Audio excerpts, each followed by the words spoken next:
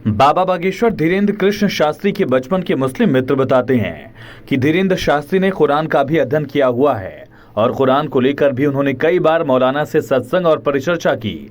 लेकिन ऐसा बाबा बागेश्वर ने किया क्यों, ये बताएं। लेकिन उससे पहले अगर आपने हमारे चैनल को सब्सक्राइब नहीं किया तो प्लीज सब्सक्राइब करें।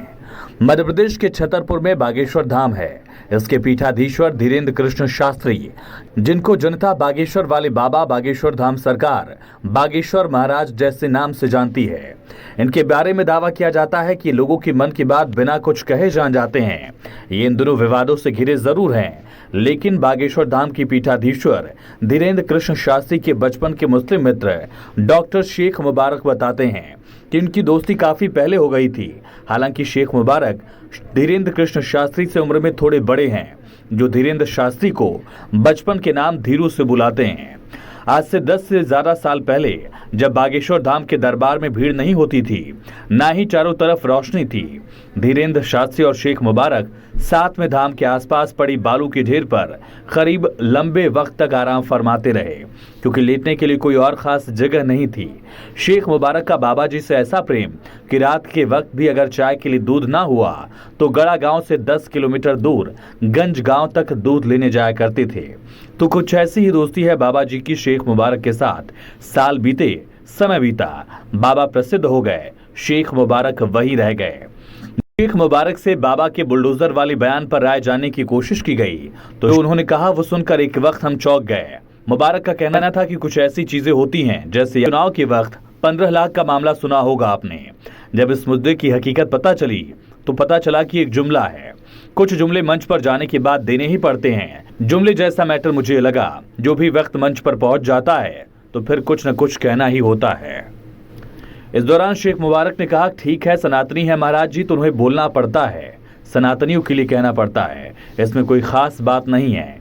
लेकिन बाद में बात को संभालते हुए हंसते हुए उन्होंने कहा कि अन्य लोगों के लिए जुमलेबाजी हो सकती है, लेकिन महाराज जी के सिद्धांतों पर चलने वालों के लिए सद्मार्ग है। शेख मुबारक ने बताया कि धीरेन्द्र शास्त्री की बचपन में आर्थिक स्थिति बहुत खराब थी। इसके चलते शेख मुबारक ने बाबा की बहन की शादी के लिए 20,000 रुपए की मदद की थी, ऐसा दावा उन्होंने किया। इतना नहीं, धीरेन्द्र कृष्ण शास्त्री और शेख मुबारक पन्ना में हीरा खोजने के लिए भी गए थे, लेकिन आर्थिक तंगी के चलते उन्हें वापस लौटना पड़ा। इसके बाद धीरे धीरे धीरेन्द्र शास्त्री 41 दिनों के लिए जंगलों में तप के लिए गए, जहां से लौट कर आकर वो धर्म की तरफ चले गए।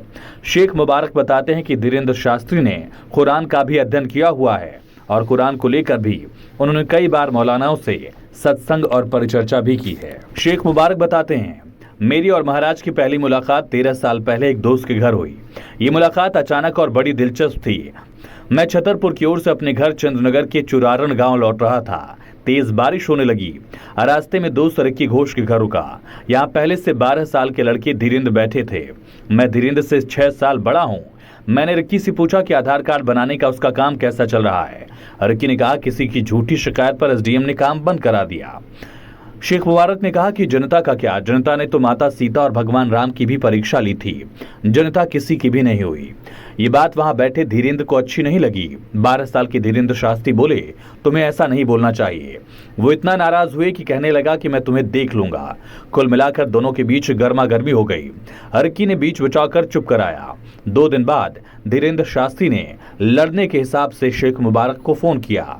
शेख मुबारक ने कहा, ठीक है, मिल लेते हैं। फिर छतरपुर के एक होटल में मिलने का प्लान बनाया गया। ये पहले पहुंचे। ब्लैक जींस, धारीदार शर्ट और कैप लगाए धीरेन्द्र शास्त्री लड़ने के इरादे से ऑटो से उतरे। आते ही कहा कि तुम्हारी धमकी का क्या हुआ। वो नजदीक आया और मैंने उसके गले में हाथ डाला और पहले शेख मुबारक ने कहा कि समोसे खा लेते हैं, चाय पीते हैं, फिर लड़ाई कर लेंगे।